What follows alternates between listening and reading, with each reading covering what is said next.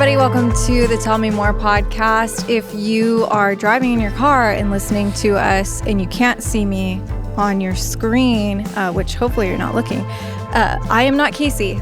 My name is Lyndsey. Casey's out of town, and I'm hosting for her this week with Whit. So we're jumping in to talk about a new teaching series that you started this weekend called Missio Dei. Yeah. Which, if you don't speak Latin, means mission of God. Who does, right? Who speaks Latin? Mm-hmm. Is it a dead language? Yes. I don't know. Is that one of the ones? Yeah, I don't know. I know that from Rushmore. So the only reason I know it's a dead language is Rushmore. Yeah. Yes. So I'm going to get right into something because this topic is so interesting to me, because I think if you've heard anything about like any Bible story, if you've been a Christ follower at all, like you may hear the story and you're like, yeah, okay, cool. But there's something inside of you that goes like, but why? And you're like, creation, okay, like I get it, okay. Why though? Oh, Abraham did X, Y, and Z. Okay, but why? And it's one of those ones where I think a lot of people avoid the why because they're a little bit nervous if they pull the thread. Like, why did God create? What is God actually up to? That the whole sweater will unravel, and it's like, what do I do with this? I wonder if also the opposite is true in that, like me, I lived most of my life and didn't even think about it. Yeah. So I just never really considered it. I just sort of accepted things as they were told to me, and that was that, and that was good enough for me. And moving on, there you go. Yeah. Like I'd never thought about why did God make mankind and wrestle with any of that. I don't think that's a good thing. It's like, there's right? two sides of it. It's like you live in this either kind of like, okay, I can accept all of it and maybe I'll ignore that deeper question, or maybe just never even ask it and not think of it. But there's something sort of undercurrent missing. Like when you're looking at these stories and trying to, maybe someone asks you eventually a question and about your faith and you can't answer it. And I think people, at least for me, for a long time, I was like, oh, if I ask, what's God's end game here? Like, why did he start it in the first place? That's a little, I don't know. And so turns out there's actually like a whole theological concept called Missio Dei that kind of like brings it to life a little bit and answers that question and gives you a little bit of a motive that you can connect to. Yeah, I think what the whole idea of Missio Dei is attempting to do is to sort of look at the whole of Scripture. You've got 66 books and let's say a lot of words and a lot of chapters and a lot of verses. And I think what can happen really easily is that we isolate those verses, those chapters, those stories. And that's what we grow up with stories. And you've got David, or you've got David and Goliath, or Daniel in the lion's den, or stories about Jesus, let's say. But we don't know necessarily how any of those things are connected. Yeah. And so the idea of the mission of God is to sort of draw a through line from the beginning of Scripture to the end to show you that what God is going to do, he has been doing the whole time, and that he's working toward an end that will be finally and fully accomplished. But what's cool about that is that also that end is something that we're included in the present. So it's more than just a sort of deterministic future that says, okay, here's what's to come, you can't do anything about it, or here's what God wants to do and you can't do anything about it, so whatever. But rather meant to show you from beginning to end that this is what God's doing, and join in with this, like be a part of this, because and as I said this weekend, to me, I think if you wanted to define the mission of God in a word, I think the best word for that is partnership, probably, because it's God partnering with man to realize or complete creation, to take what God has created and multiply, expand, subdue it, bring it into what it could be, what it never would be apart from God's chosen partnership with man. And just because sin has entered into the world hasn't changed the fact that God still wants and still intends to and will accomplish that through us, and obviously him doing the heavy lifting, but that's part of what that is what he's doing, and that is what he will do. So, and that's so exciting, because I think without this, you maybe end up thinking that the end game or the partnership or whatever is just to like be a good person and maybe help other people be good people. Right. And you're like, well, my best way, my best foot forward is just to like be morally good, question mark. And that's how I follow God. But this gives you this just kind of, here's what he's up to. Yeah. And here's how you can jump in. That's really good. Which is so, I think it's really motivating and exciting. That's good. Yeah, good. That's what I would hope that it would be. Motivating is, I think, what we're after. Yeah, right.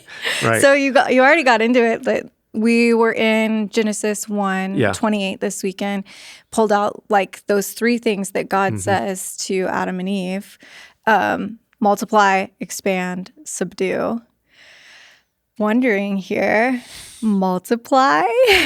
So interesting. You went from Genesis, and I think for anyone who hasn't listened to the message yet, you should go back and listen to it. Get the full context of what this conversation has, but also wondering if you could talk a little bit about like you went from Genesis all the way to like Acts in the church, and so we went from like God telling Adam and Eve multiply to like the church is working. Can you give that through line for listeners? Sure. So the point about multiply and God's desire to see Adam and Eve multiply is more than just is more than just procreation. The procreation has to be part of it. It's more than just the survival of a species. Yeah. It is the idea that God wants more image bearers, but ultimately that the people that would come from Adam and Eve will form a family. And that line, that sort of thought, you could say, does extend all the way through Scripture. So what happens is Adam and Eve sin, and sin enters into the world, and now we have death and separation, and mankind is not like what God had intended. In fact, then you have the flood and all this because things just get so awful. And then God meets with a guy named Abraham. And he says, from you, I'm going to make a nation. You'll be the father of many nations. I'm going to bring a people out of you. And as we dig deeper into the story, we see that people is the nation of Israel, the people of Abraham, Isaac, Jacob. They wind up in slavery in Egypt, but then God brings them out with Moses, and then he forms them into a people. They become a nation. They have a land, all this kind of stuff. They become the people of God. God has a covenant with them, a unique and special relationship with them, even going so far as to live with them. That is what the tabernacle was. That's what the temple was. Okay. Is that the presence of God would dwell amongst his people. When you get all the way to Revelation, you see that there will be no need for a temple because God will dwell with man. So that there won't be in other words, there won't be a place where God's presence has to be sort of mediated by priests, because the barrier between God and man has been broken down by the work of Christ. So now we have God dwelling with man, which was his original desire from the beginning. That you see no temple, interestingly, in Genesis. There's no need for a temple, no need for a tabernacle. God is in relationship with man, but sin breaks that relationship. Yeah. So now God is forming up a people. And the way I just described it is Old Testament-wise, they're defined ethnically and by their location, where they live. So they live in Israel, and they are born into this family. Yeah.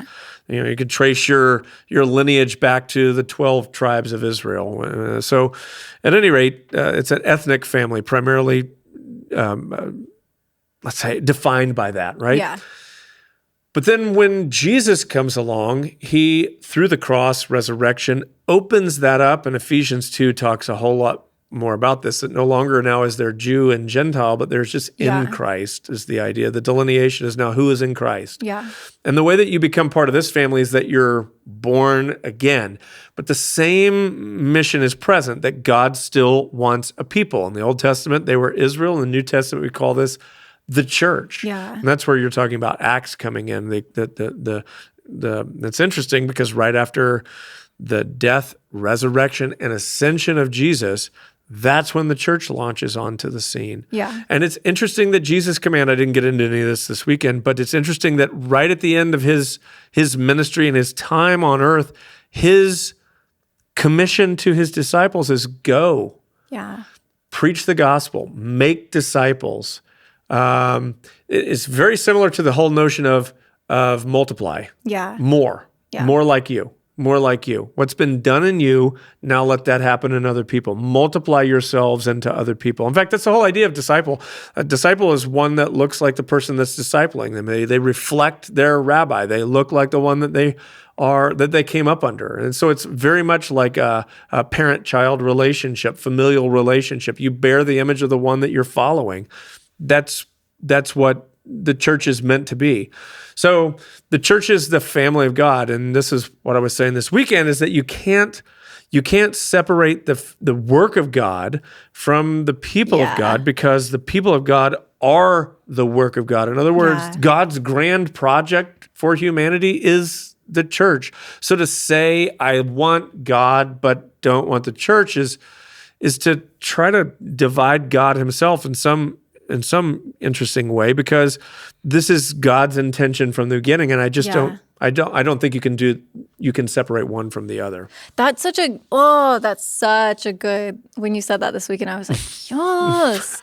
When I was a pastor's kid, you know this, but for anyone who doesn't know me, I was a pastor's kid. I still am. My dad's still a pastor, but I remember like so much angst as a kid, just like, oh, these people. And like, we didn't grow up in Tulsa. I moved here later, but like, so these people and all this stuff. And there was a guest speaker one weekend, and he was like, just preaching away. And he's like, you can't love Christ and hate his body. Like, the church is Christ's body. And like, and you can't love Christ and persecute his body and like all of this stuff. And I was so just like wrecked. I was like, oh, all of these people are actually like important to Christ and like matter to his being, and like it's he's so closely identifies he calls it his body and his bride. I mean, it just doesn't get more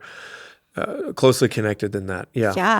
And then I definitely had, you said this, you can't separate the people of God from the work of God. I remember the first time I ever had somebody say, I love the church, I just don't love their people. I don't love the people. So you love the church or you love Christ? I love God. Okay. But I don't love his people. Yeah. It's the people I have a problem with. I totally remember Facebook had just launched.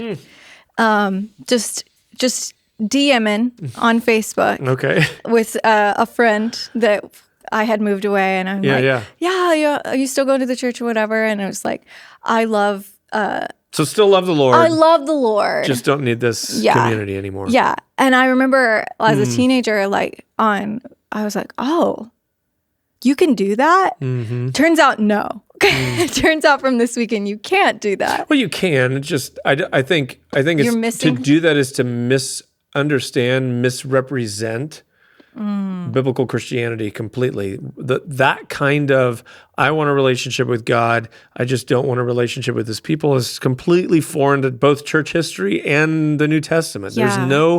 There's no yes, I can relate to God and thank God for it. Like, so if, in other words, if the church becomes corrupt, and you see this, by the way, in the Old Testament reflected with the prophets. When the nation or the king became corrupt, God would raise up a prophetic voice. And had to be a very lonely, isolating experience for a lot of these men who are prophets who God raised up into that position.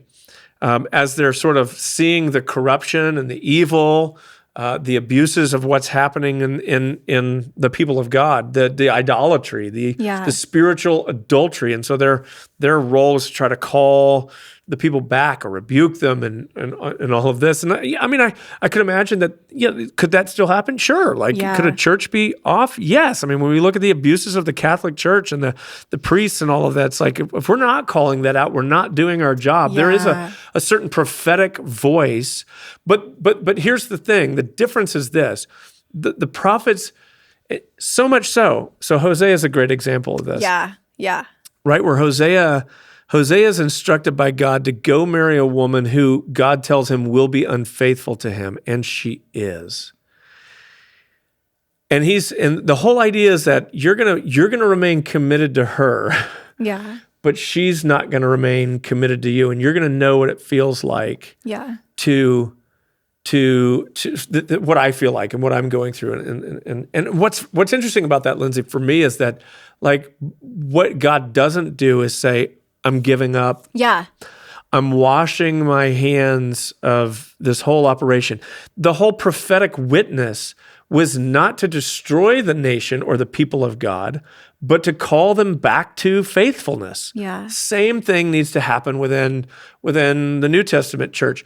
The problem is that when I separate myself from the church, I'm removing myself from the very mechanism by which God is working and wants to work. Yeah.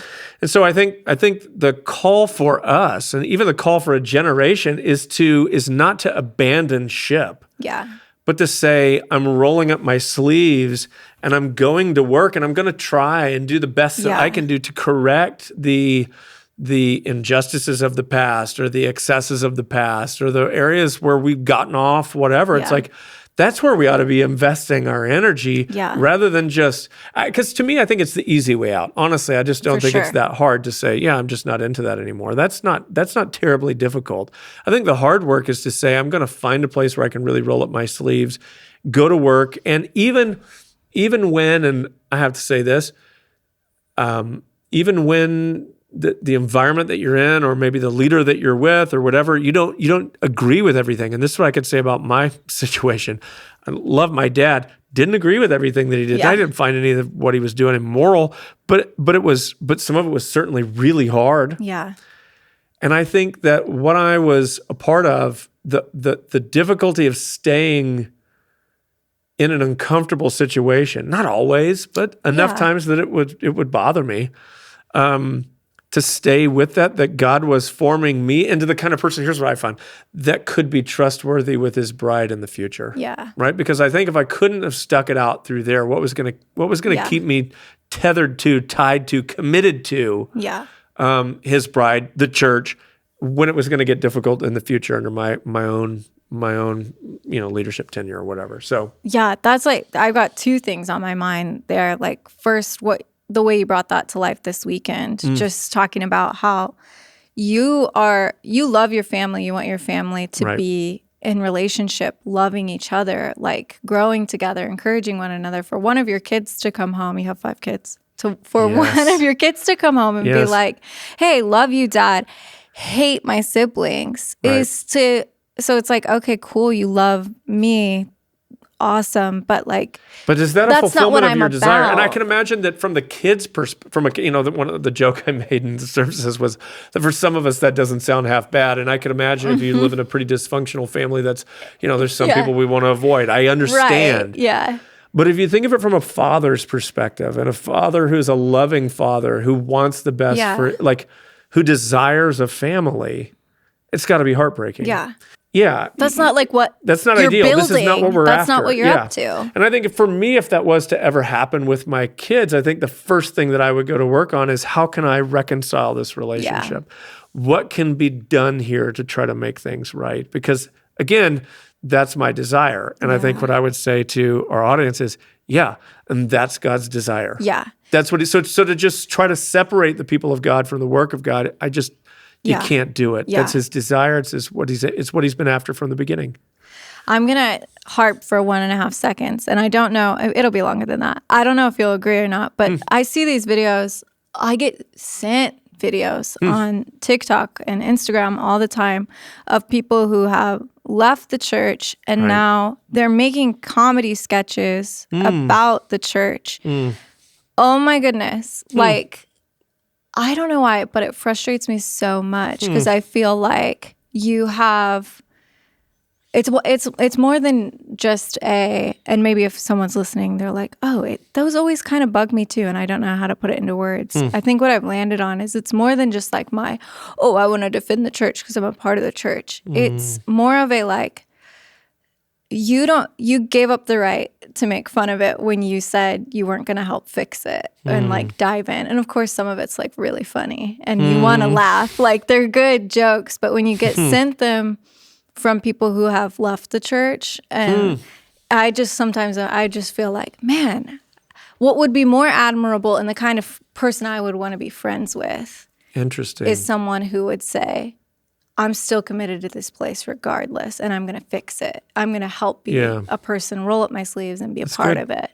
Yeah, I mean, so I think what we're talking about is like the critic. Yes. And I think there's some place for you an open acknowledgement of if we refuse to acknowledge it, it's too bad because then the world around us will. They definitely will. And I think sometimes, in all criticism, I think there's, even an unfair criticism, I think there's a moment where you can look at it and say, is there any part of this that's true? And what should I acknowledge about all of this? Yeah. And I think the church has a lot of that to do, honestly.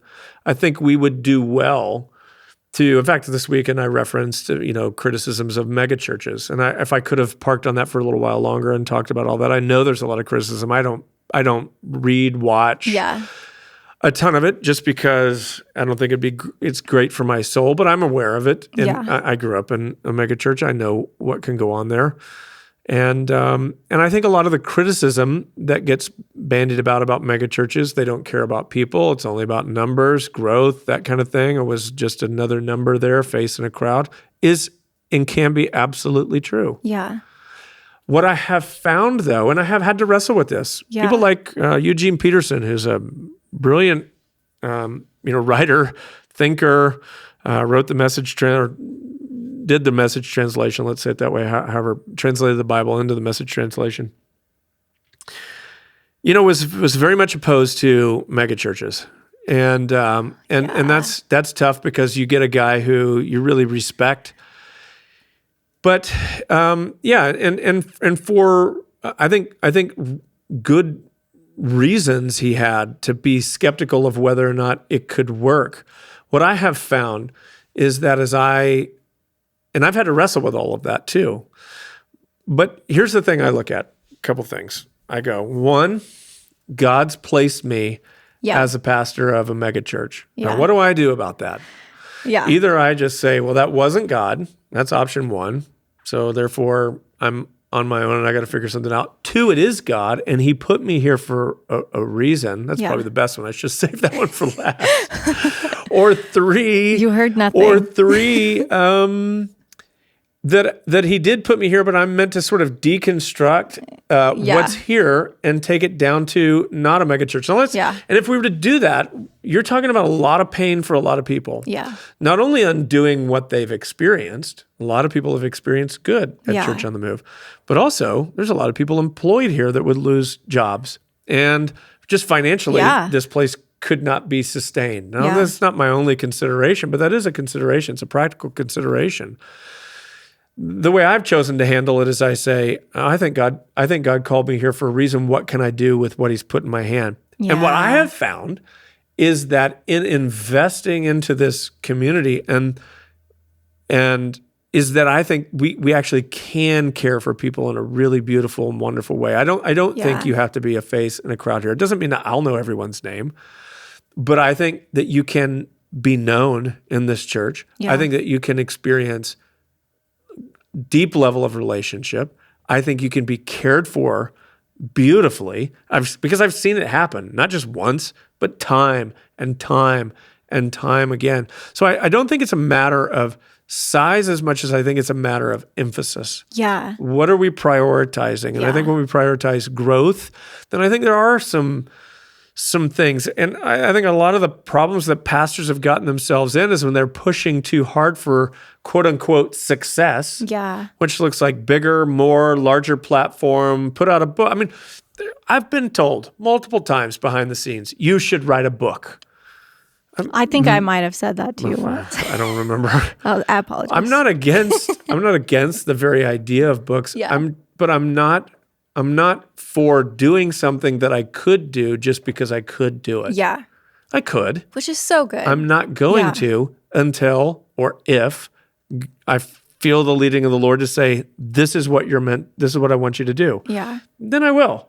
But possibility is not the name of the game in following the Lord. I'm not here to just sort of figure out what all possibilities are in front of me and let's go do whatever feels right. And I did some of that as a leader, and it doesn't lead anywhere good. I think what I'm doing is we're trying to discern what the Lord wants, follow that as faithfully and honestly as we can, and then let growth take care of itself. You hit on that this weekend when you're talking about, you said growth is good, but growth is not God. Yeah. And that there's kind of two ditches you can fall into, which would be like to make God growth or to make or to call growth bad. So what we can't do is equate success. I made more money this year than last year, therefore God. That's God. Yeah. Maybe not. Yeah. This job pays more than that job does. It must be God. Must be the Lord. I didn't get that job. Must be the devil. Yeah. Growth is not God. So we don't take growth as the sum total metric of what God must be doing. And that just pursues, then I just become a sort of greedy sort of person, always in pursuit of more. Addicted to the grind. But the other side of that is we can't demonize growth, which is, I think, what's happening probably generationally. So my hunch would be that older generations would have no problem with growth. And the younger generations are like, I've seen what that does. And I know that rat race. And I'm going to live in a tiny home. I'm going to have a camper. I'm not going to have a mortgage. I don't want that sort of weight on me. And they've seen kind of what has happened to in a world of more, gimme, success, climb. Yeah. And they're like, no thanks, I'll work from home, I'll freelance, I want to go to the national park, I want to go hike over here, I want to go and I think it's like, but also it's like there is a responsibility, I think, to push for more. Yeah. But not at the sake of making that sort of the kind of God that we're pursuing. The end game. There you go. That's the word I'm looking for. Yeah.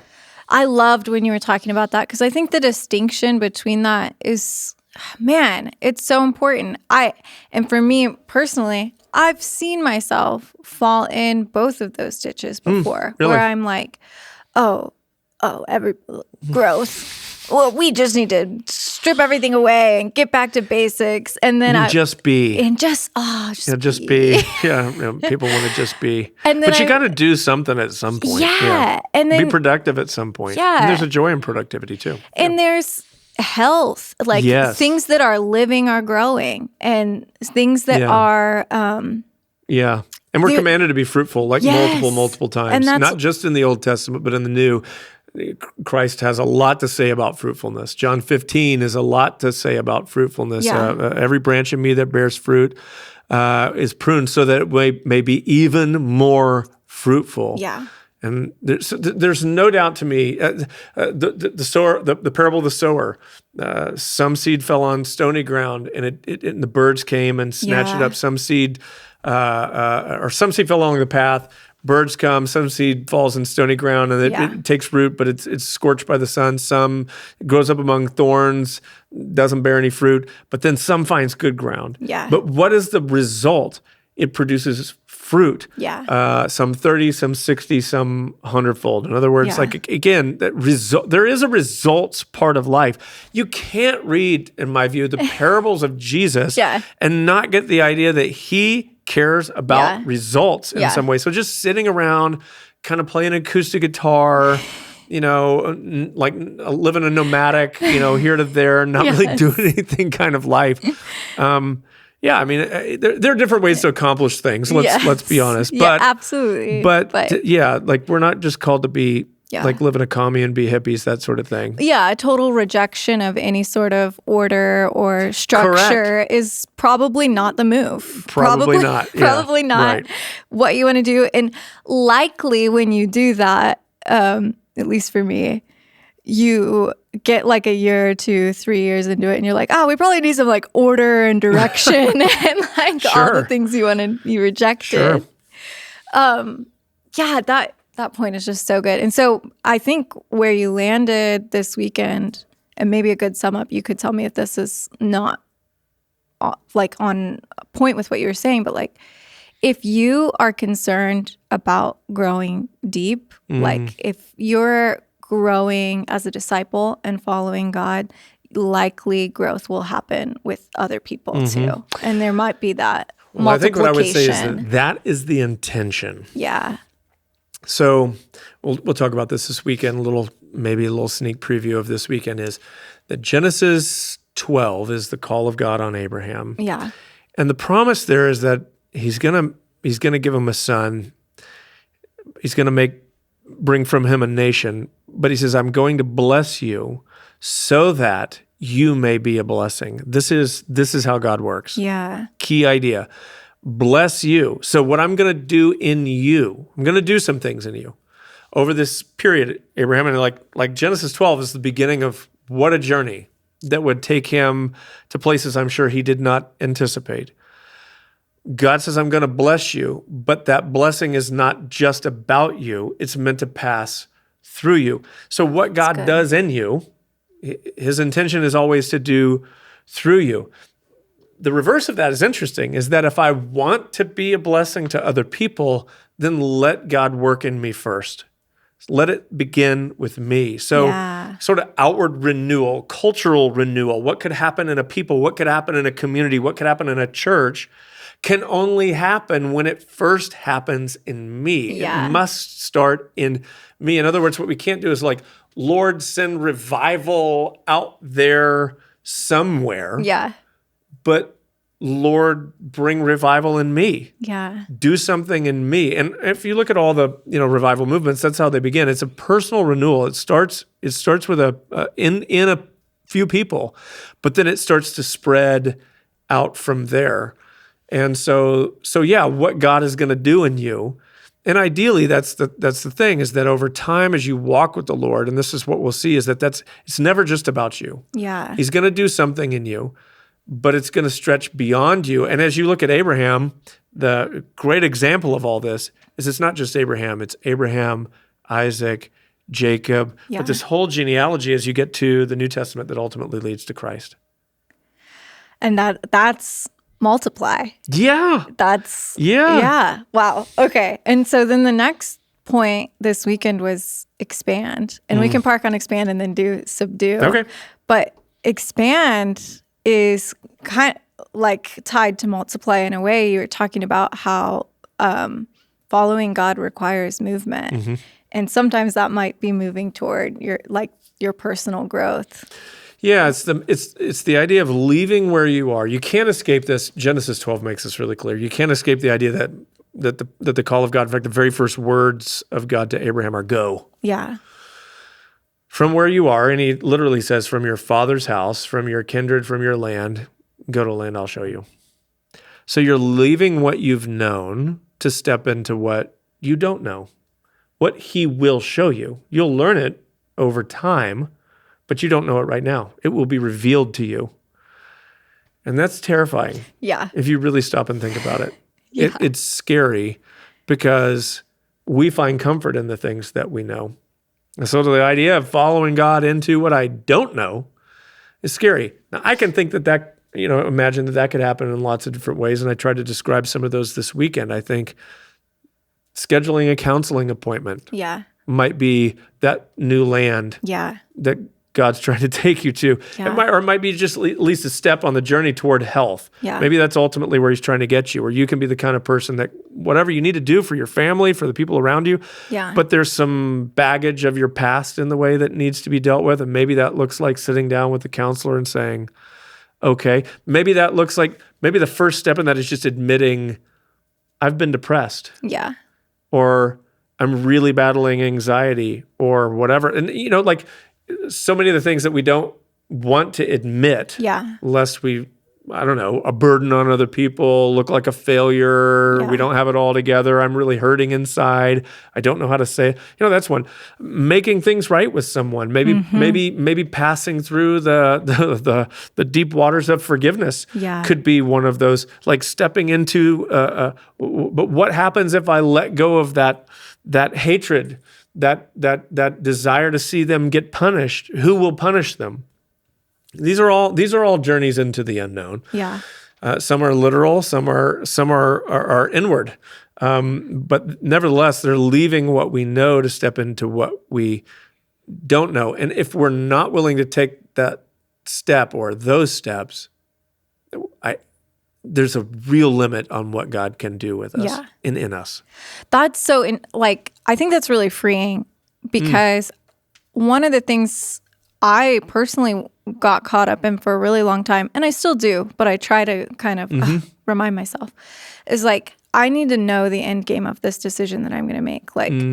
Is this really, have I thought all of this through? And of course, I'm not saying be flippant or just make all kinds of decisions, but learning to release some of that control. Yeah. Hey, the end game is just following God here. So let's just take a step and see what happens. Especially even with going to a counselor or things like that. Where am I going to end up? And why don't let's just take a step here. It's the joy, to me, this is the joy of following. Yeah. Heather, maybe this is a good example. Heather hates choosing what we're going to have for dinner. Yeah. I do too. Or it's terrible. Restaurants. I don't know. Maybe it's a woman thing. I don't know. I know a lot of, but just where are we going to go for dinner? I get to decide. Fine. And I don't. Yeah, and then also pay the consequences on the other side for you always decide where we're going to go. And I definitely do that. Sorry, Adam. That's a big sorry to my husband. But there is something, and maybe it's tied to I've got so many other decisions that things I'm having to think through, that maybe if you could just take care of this one thing, then I wouldn't have to bear that burden. And there is, and I think there's an unhealthy kind of following, and that is sort of a lack of agency. We talked about that in several podcasts back, that the tension between agency and submission.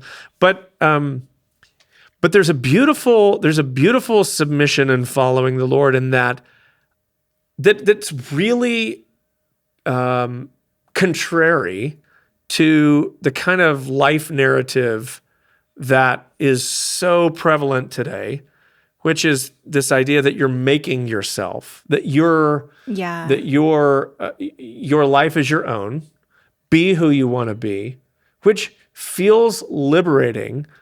But when I stop to think about it, I don't know even who I am, and who can tell me who I am supposed to be. And I think if you wrestle with that question deeply, I think there's all sorts. It's a troubling question.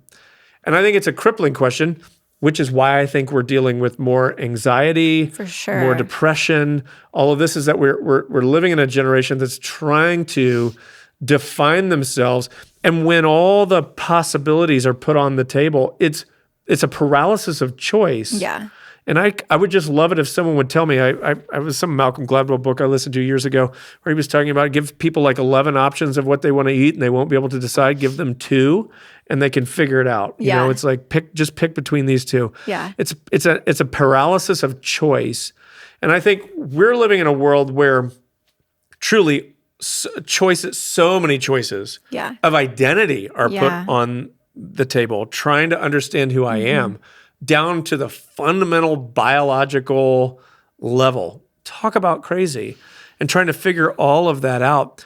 The idea of following God is so simple in that it does remove a lot of those choices. Yeah. And while that might to some people feel like, oh, that's a great limitation, I would argue that there's freedom in the limitation. What's beautiful for me is that I don't have to think about what I could be doing in my life, because I know I'm doing the thing that the Lord's asked me to do. And so I don't have to wonder, could I have been this or could I have done that? I mean, I have a pretty strong artistic proficiency.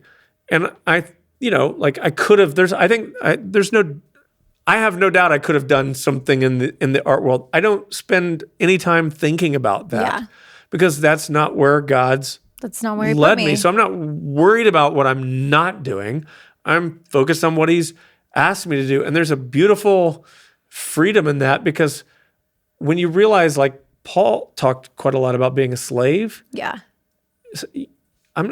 You're not thinking about what you want to do today. You're thinking about what you've been asked to do today. And maybe, like, I get that relationship can be abused, but when you're in the hands of someone so wonderful as Jesus, that can only always ever be for your good. Yeah. And so wherever he's leading me is a beautiful place. And I just trust that. Yeah. No matter what it looks like. Which is there's so much pressure when you have to be the one, when you have all those options in front of you, and it's like, just DIY yourself. Correct.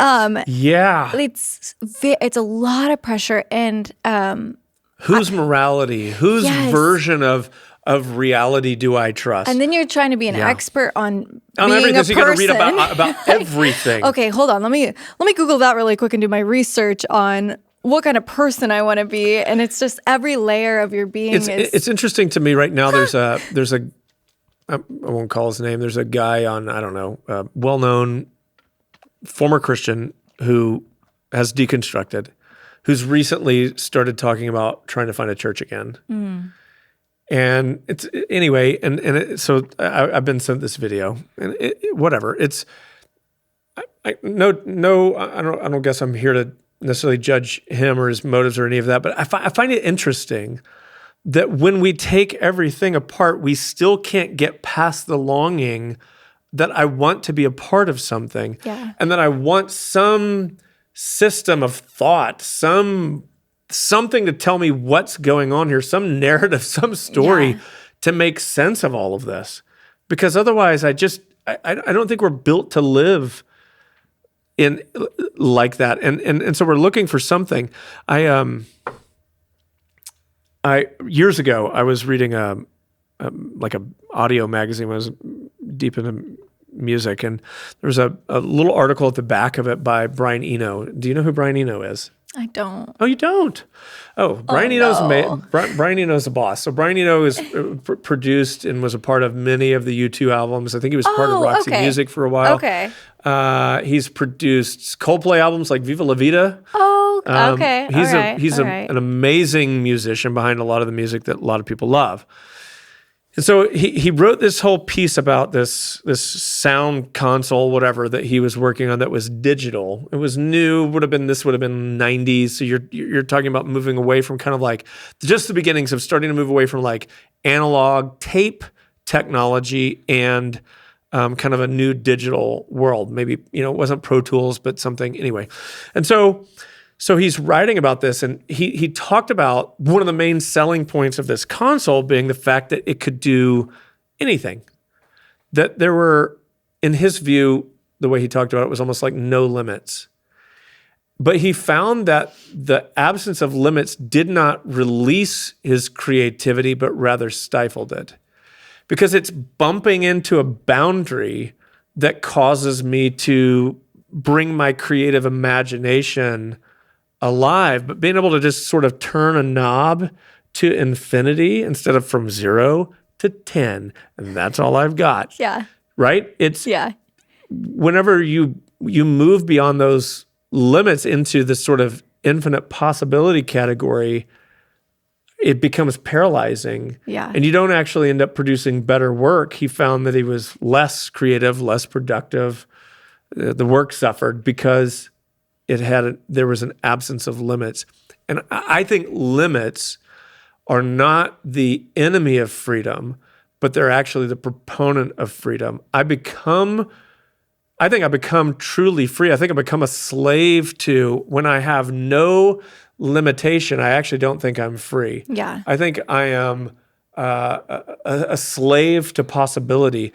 But I think when there are limits put on me, I become free to to run and pursue and really, really move towards something rather than constantly going, well, what about that? What about that? What about that? What about that? I run into this with Heather. Heather's a 7 on the Enneagram. Yeah. And so constantly fun. And possibility too. Yeah. And so like, we could do anything. Trying to make decisions with her is sometimes a challenge because it's like, all right, this is what we're going to do. And no kidding, like 10 seconds later, she's like, well, we could do this. And I'm like, I thought we just decided. Well, but there's this possibility.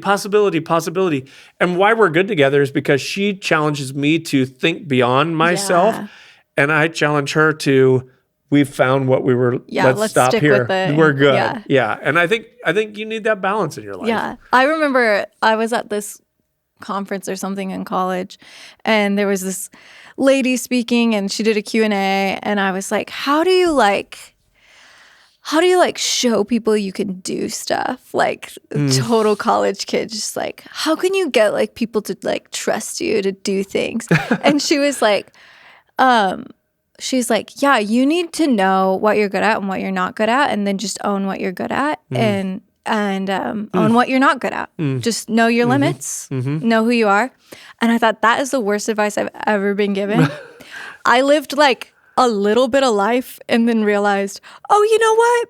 She was right. That's probably right. Limits are okay. It's okay to be good. Like, I'm not good at that. I'm not wired for that. Like, of course, try to grow and like embrace things, but also, this idea of expanding is really interesting. You started it off with, I think, something that maybe might have blew some minds. Maybe a new concept. Adam and Eve weren't meant to leave.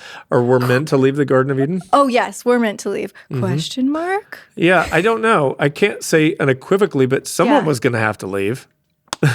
I mean, if it's fill the earth, how are you going to stay there and fill the earth? So someone's going to leave. I mean, eventually someone's going to make their way to another continent. Yeah. So it's not like just, hey, stay in the general area and come back and visit mom and dad. Yeah. But I mean, someone's like, make your way up into Asia, make your way over into North America, make your way to South America. I mean, fill the earth. Yeah. So that you can't stay there.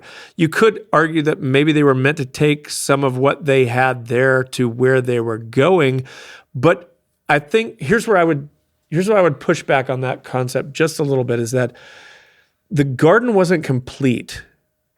The end of the story in Revelation is not a garden, it's a city. And I think what God is after is a city, not a garden. I think a garden contains the potential for a city. So what do I mean by city? I mean a place where it's developed. Yeah. I think what was in the garden was raw. It was meant to be developed and brought to fruition. I was just over in Bentonville a couple of weeks ago doing a little bit of mountain biking over there, and I was blown away at what has happened in that city. I've heard that there's it's unbelievable. All kinds of biking stuff now. It's incredible. It's amazing. It's kind of like the Gathering Place here in Tulsa took over a city. Yeah. The Gathering Place is another great example of this. It's like beautiful land right along the river. But what it is now, that's what it was. What it is now is remarkable. I go down there, I'll go down there and ride my bike. I'll go down there, have a picnic with my daughters. We do that once a week generally.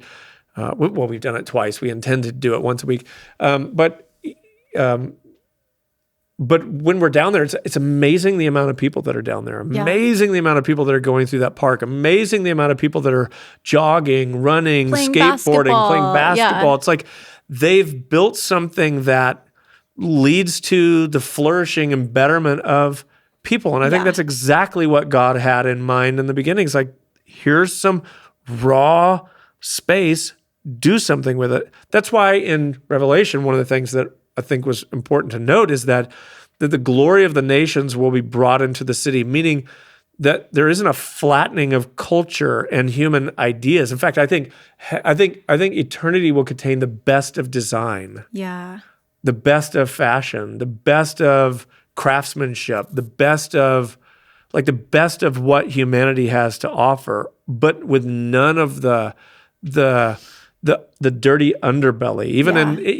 Even with all beauty, it's interesting. All the beautiful things, it's like there's always usually a dirty underbelly somewhere. It's like, well, you know how they built that, don't you? Yeah. Or you know how that's made, don't you? Or where that's made, or whatever. It's like for all the advancements of technology, even the iPhone, for how it in so many ways allows people to connect together, there's still all of this, hey, and there's all these people in a factory over here. Yeah.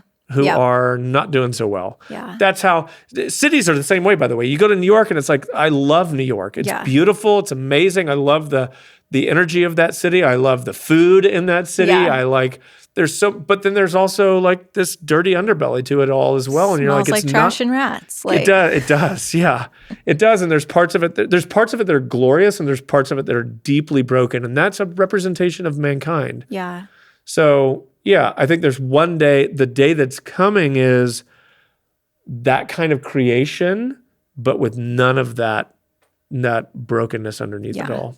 Which is kind of like the fullness of that like partnership realized. That's it. So that's what I think man was meant to do from the beginning is to bring all that about, and God will do in the end. Yeah. So where man didn't get it right the first time, God will renew, new heavens, new earth. It will all become new, and that's where redemption enters into the whole equation. So we're multiplying, we're expanding, and then subdue. Subdue feels like a not great word. Yeah, it does. And dominion, domination, right? Those are hard words. It gives uncomfy a little. Well, it really does mean to like. I mean, I looked up the word dominion in just using a Bible dictionary, and the description of it is to overpower and all of this. But I think it's more. It's not exploit. Yeah. It's to control. Yeah. But it depends on what your motive is. When you bring your power to something with the right motive, like I think let's consider an artist bringing their creative power to a canvas or a camera or whatever. It's like they're manipulating and controlling that thing, but it's interesting. Maybe the best way to think about it is a musical instrument. Yeah. If you think about a piano or a guitar, I love listening to a brilliant musician play. It's a glorious thing to listen to someone play a piano or a guitar or a trumpet or a saxophone or whatever in a way that you only wish you could. Yeah. And they can bring out of and a lot of times it's interesting by even hammering, pounding, but yet that's what that thing was designed to do. And it's only under when that instrument is brought under the control of someone who can subdue it. Yeah. I can noodle around on a piano. I can't control it.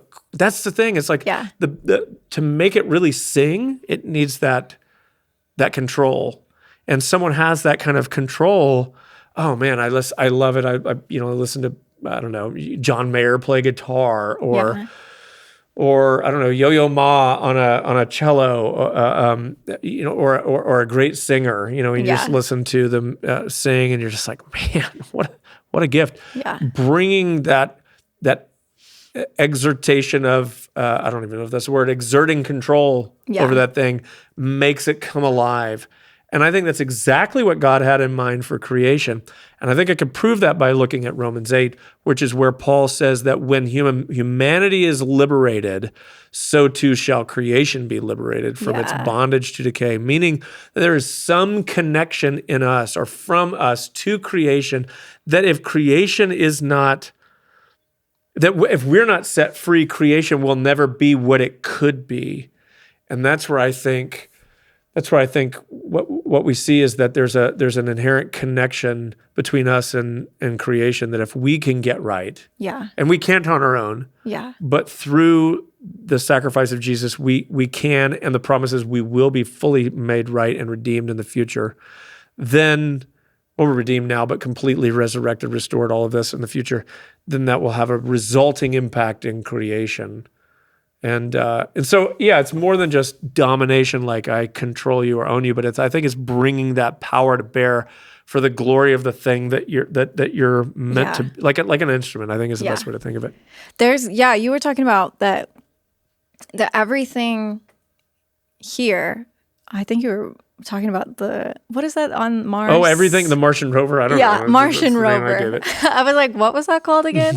That thing that's on Mars right now, like taking pics for us. You were talking about like all the materials to do that was here. And it just needed someone to put their hand to it and pull it out. And to play like a musical instrument. It's amazing. And this is the cool thing, is that even humanity's great achievements are beautifully stacking on top of one another, because I am not a product of just my own imagination or my own mental capacity. We were talking about Killers of the Flower Moon before we started recording, the Martin Scorsese film that was made here in Oklahoma that just came out. But Scorsese would, I'm sure, be the first to tell you that he is not his own intellect, but that he is a product. His films are the product of so many people that have gone before him and are around him that he's been influenced by. And so there's this kind of accumulation of human knowledge, intellect, and so forth. And it's like this swelling orchestra. It's really beautiful to think about and to imagine that one day that will all be perfected. That's like so exciting. And when you talked about that a couple weeks ago, and we can put the message in the show notes for anyone who didn't hear it, but that just brings such a cooler element to heaven than what you've ever pictured before. It? Yeah, it's not just sitting around in white robes playing harps, but that it's the culmination or even the perfection of all the things that we love. That I might be an artist there too. Had or whatever. You said anything. What are we meant to subdue? And like, what are we meant to do? And that's where you quoted Blake. Anything God puts in your hand. Yeah. Well, I think the thing that we're going to be held accountable for is, what has God given you? Yeah. And what does he expect you to do with it? And I do think life would be much simpler if we would just ask that simple question. What has God given me? Not what do I long for? There really isn't very little in the scripture that tells you to think about life that way. What do I want to be? Where do I want to go? Where do I want to end up? Find that in the Bible. I can't find it. Yeah. What I do find is that something's been put in your hand. God doesn't ask Abraham, what would you like, or where do you want to go? Yeah. He does, I think, ultimately meet the desires of his heart, but probably in ways that Abraham could not have possibly imagined. Yeah. And I think that's great, because I don't really know myself either. So I would like someone that knows me better than I know me to tell me what I should be doing. Moses, go let my people go. Moses doesn't go, what? I've been thinking about wanting to do that this whole 40 years, and I just needed permission to do it. He's like, no, send someone else, not me. Of course, you get that story in Jonah as well, the reluctance. Gideon, reluctance. David, they never even thought about whether or not, no one, in other words, no one says, hey, have you ever thought about being king? Well, think about it for a couple weeks, and then get back to me, because I'd love to. This is just kind of what I'm thinking, and I'd love to move you in that direction. God doesn't ask what you want. He says, this is what I have for you.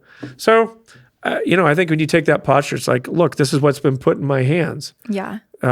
Even with Church on the Move, I find myself, it's like, I'm not thinking about Church on the Move, like, what kind of church do I want to create? To some degree, there's some of that, but more so, it's just like, what does it mean to faithfully,